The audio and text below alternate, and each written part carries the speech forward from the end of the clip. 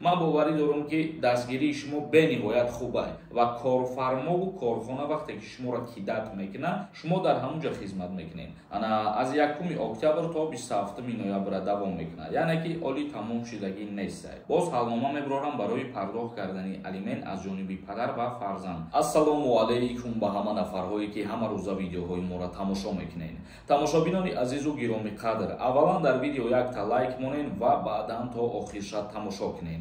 як хабари бениҳоят муҳим оиди патент дар Федератсияи Русия. бо диққат гӯш кунед. бародарони азизу гироми қадр, чӣ хеле ки медонед 2 рӯз пеш дар канал старти бозии нав сар додем.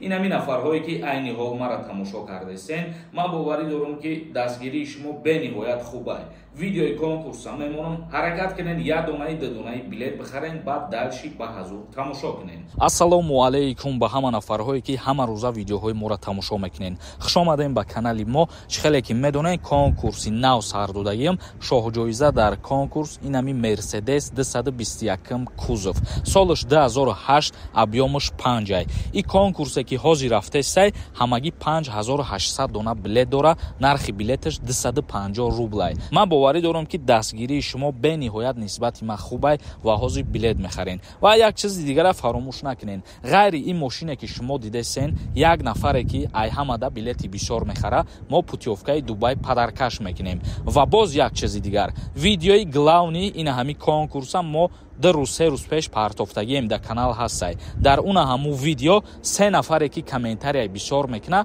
мо призшон мондагием, яъне ки якта Samsung A52 мондагием ва 2 каси дигада 1000 сомонӣ, ҳамагӣ 35 дона призай, 30 конверти пулӣ, 50000 сомон да конвертай, мошинай, путёвкай, телефонай ва 12000 сомӣ барои комментария. бародарои азизу меҳрубон, ҳаракат кунен, билет бихарен, мате сар финала аниқ кунам. ба 250 рубл мебинӣ ки ина ҳамин мошина задӣ, ё ки мебинӣ билети бисёр харидӣ, путёвкаи Дубая гирифтӣ, рафтӣ даамгирӣ. ҳаракат кунем бародарои азиз, ҳаракат ки бадро билета бихар, чекта рӯй ки. ҳазор раҳмати калон, муваффақият шумода. хоб мегзарем ба қисми мавзӯи асосии имрӯзаи мо. дар Федератсияи Русия оиди шаҳрвандони хориҷие ки сафар карда кору фаъолият мекунанд, патент дастрас мекунанд, шурӯъ карда аз 7 январи соли 2024 як қонуни нав ба имзо мерасад. ҳар як қонуни наве ки дар Федератсияи Русия пешниҳод мешавад, баъди 3 моҳ то 6 моҳ қабул шуда қувваи худша пайдо мекунад. оиди патентҳо чӣ қонуни нав мебарояд, бо диққат гӯш кунед ва ба дигарорам равон кунед. чӣ хеле ки худтон медонед, дар Федератсияи Русия кам буданд муҳоҷирое ки офиtsiально, яъне ки бо трудовой договор кор мекарданд. шурӯъ карда аз 7 январ ҳар нафаре ки патент дастрас мекунад ва трудовой договор гирифтан ҳатмӣ мешавад. дар ҳолати гирифтани трудовой договор рафта уведомления мекунад ва баъдан кору фаъолияти худша идома додан мегирад. ин қонуни нави Федератсияи Русия як ҷиҳати хубиш ҳамин мебошад ки ҳамаи муҳоҷирони меҳнатӣ, ҳамаи муҳоҷирони корӣ аллакай офиtsiально мешаванд. ва дуюмин хубиш ин мешавад ки бе гузаштани граница дигар метавонанд патентҳои худшона продлит кунанд. як чиза фаромӯш накунед, дар ҳолате ки ба мисли пештара агар карданӣ бошавед, шумо патент бигирену ва трудовой договор туғрӣ накунед, уведомления накунед, то муддати 2 моҳа патентҳои шумо аннулироват карда мешавад. ва бо диққат бошем бародарони азиз, нафарҳое ки дар Россия қарор дорен, трудовой договор надорен, то 7 январа ин чиз ба ҳеҷ кас тааллуқ надорад. шурӯъ карда баъди соли нав ҳар нафаре ки патент дора ва трудовой договор намекунад, ана ҳамон нафарҳоро патентҳошона аннулироват мекунанд ва аллакай қарор доштаншон дар Россия нелегальни ба ҳисоб меравад. ва ҳамин хотир бародарони азизу гироми қадр, аллакай ба моҳи январа худаш уқа моҳи дигарам мондагӣ нестай, то вақта зиндаву саломат ки бошем, ҳар нафаре ки дар муҳоҷират қарор дора, ин чиза хуб ба назар бигирен ва дар ҳолате ки патент мегирен баъди соли нав, трудовой договор доштан ҳатмӣ мешавад.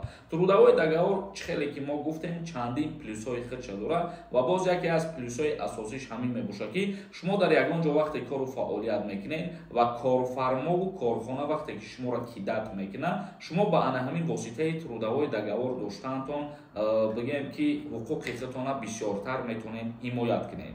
бародарони азизу гироми қадр, ин буд як ахбороти нав хостем ба маълумоти шумо бирасонем. Акнун комментарияҳоро хонда ба саволҳои шумо ҷавоб мегардонем. Music TJ нависонда: ассалому алайкум ака. Ман 18 солаем, ба қариби гражданствои РФ мегирам. Мара хизмати ҳарбӣ мебаранд ё ин ки не? Пешакӣ раҳмат. Бародарони азиз, дар ҳамин ҷиҳати гражданствои Россия доштан ман як кам тарак мефаҳмонам, бо диққат гӯш кунед ҳамин чиза. Нафарҳое ки гражданини Россия мешаванд ё нафарҳое ки гражданини Россияро доранд, яъне двойное гражданстворо дар назар дорем.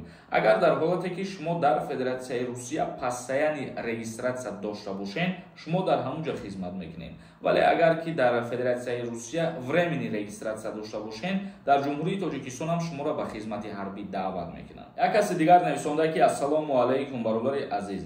Даъваткунӣ ба хизмати ҳарбӣ тамом шуда ё ин ки не?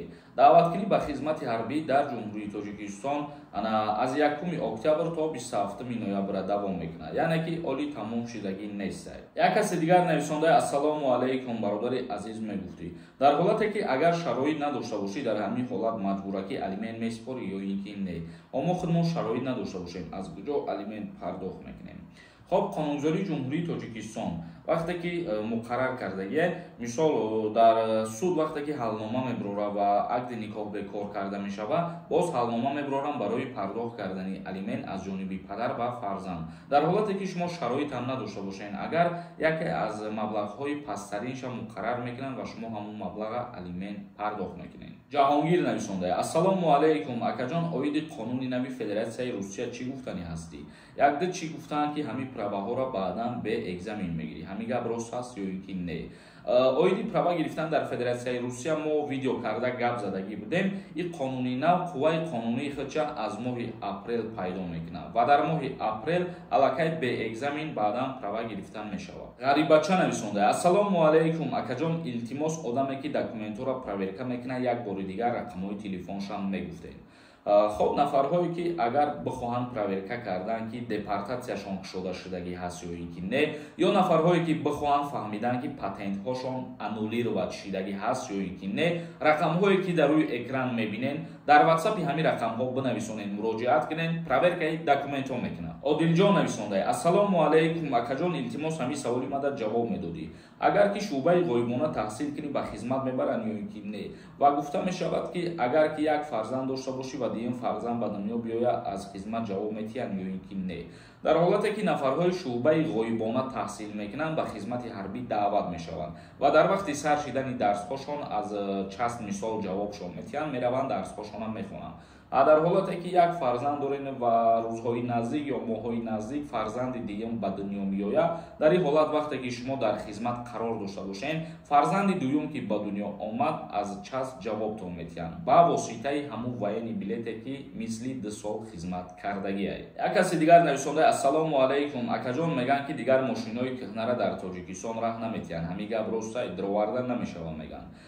Бале, мошинҳои соли барорижашон аз соли 2013 болора дигар гумрук иҷозат метиҳад ки вориди ҷумҳурии Тоҷикистон шавад. Зарина Мусоева нависонда: ассалому алайкум бародари азиз. Дар Федератсияи Русия ягон нафаре надорем ки регистратсияи оригинал кунад. Сарсону саргардон мондаем. Не, мутаассифона ягон шинос ё ягон нафара тавсия дода наметавонам ки регистратсия кунад, чунки бениҳоят як кори нозук мебошад. Ба ҳамин хотир худтон ягон одами боваринок биёвед, беҳтарин мешавад. Комил нависонда: ассалому алайкум акаҷон, оиди Колия Таҷик дигар ягон видео накардид. Чӣ шида ҳамон бародармон? Ягон информатсия ҳаста ё ин ки не? Не бародари азиз, чӣ хеле ки худтон медонед, уҷа ҳастаи нафарҳое ки ҳама рӯза информатсия метиҳанд дар бораи ӯ бародармон ва мо як хел вақтое мешавад ки бо баъзан аз рафиқош ё бо баъзан аз хеши таборош ҳамсӯҳбат мешем. Чӣ хеле ки ӯ рӯз видео карда гуфта будам, баъд дар ҳамон вақт мумкин аст ки мо ягон информатсия бигирем. Атак ман аз пайи кор нестам, мисолам як бор ё ду бор дар бораш видео кардам ва карташона мондем ки то ягон маблағ аз канали морам ёрдамшон шавад. Як каси дигар нависонда: ассалому алайкум бародари азиз. Аз аллатая карона қарздор бошӣ, ба ҳамин хотир тара депортатсия карда метавонанд ё ин ки не? Ягон сумша наспурӣ агар. Бале, як мисоли дигартон миёрам ки дар ҳолате ки шумо аз аллатая карона пули калон қарз гирифтагӣ бошед, ҳатто шуморо айрасия берун биромада намемонад. ва оиди запрет кардан ман як мисолтон меорам. Агар сим-картае ки шумо истифода мебаред дар Россия ҳамун сим-карта ба номи шумо бошаву ва 100 рубл ё 200 рубл ё 500 рубл қарзидор бошаву шумо ба Тоҷикистон биёед тӯли чандин моҳ бигзара 5 моҳ 6 моҳ бигзара ҳамун қарз беста ана ҳамун қарзи сим-карта то ҳатто сабаби запрет шидан мешавад. Шерпалангов нависонда: ассалому алайкум ака, оиди гирифтани шаҳрвандии Русия ҳамин қонун қабул шид ё ин ки не? Гуфти дигар ба основания гирифтан намешавад. бародарои азиз, мо гуфтем ки баъди 26 октябр дигар ба воситаи ЗАГС паспорти Россия гирифтан намешавад. ин гап ҳақиқат дорад. баъди ҳамин 26 аллакай дигар намешавад. вале нафарҳое ки пештар супоридагӣ буданд, агар он нафарҳо метавонанд бигиранд, баъди 26 дигар ҳеҷ ка ҳуҷҷат супорида наметавонанд ба основания. тамошобинони азизу гиромӣ қадр, видеоро ҷамъбаст мекунем то наворҳои дигар. худованд ҳамаи мо шуморо нигаҳбон бошад.